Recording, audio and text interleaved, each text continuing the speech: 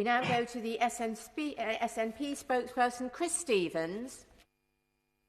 Thank you very much, Madam Deputy Speaker, and as someone who has spoken on these statutory instruments before, I want to start, as I always have, and remember my Unison comrade and friend, Tom Begley, who sadly died as a result of asbestos-related cancer.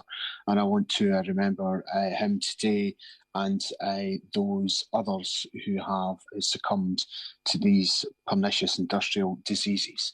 I also want to pay tribute and recognise the work of campaigners, trade unions and charities, like, for example, Clydeside Against Asbestos, for their work and highlighting the devastating impact that these industrial diseases have on victims and their families. There is, of course, a big problem in ensuring that people who are at risk are identified and diagnosed as soon as possible, not just for those who we have heard have worked in factories and buildings, but such as those who contracted these diseases as a result of washing clothes with asbestos.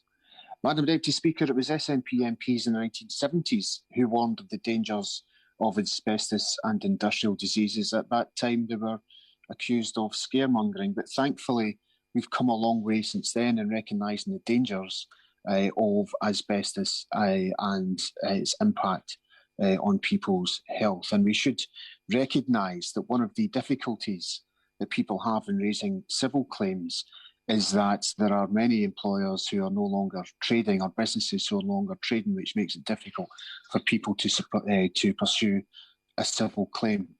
Madam Deputy Speaker, I have just a number of points and questions to the Minister. Firstly, we do welcome today's uprating.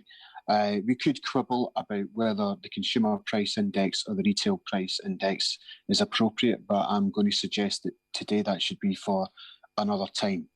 Now, the Minister has said the government is under no obligation to increase these payments, but can the Minister please give us a commitment and an indication that it's the government's policy and intention to uprate these particular benefits annually? I think that would be welcomed by all in the House, and I'd hope that he is in the position to do so. And secondly, as we've heard from the Labour front bench, and I agree totally, that the government committed in 2010 to address the disparity between payments to sufferers and payments to dependents. It certainly would indicate that there should have been an equality impact assessment carried out on these benefits. So I hope that the Minister, in response to not just the Shadow front bench, but also to myself, if the Minister could indicate to the House on what progress is being made in addressing those disparities. And thirdly, given that the Health and Safety Executive comes under the control and purview of the Department of Work and Pensions, can the Minister indicate what help and support has been given to the Health and Safety Executive to ensure that we have asbestos-free workplaces, and what work is being done between his department and the Health and Safety Executive on awareness of asbestos and industrial diseases? It's vital we continue to raise awareness of these risks. So, Madam Deputy Speaker, these payments are vital to sufferers of these industrial diseases, and therefore today we will be supporting the statutory instruments with the caveats that I've put forward, and I look forward to the Minister's response. Thank you.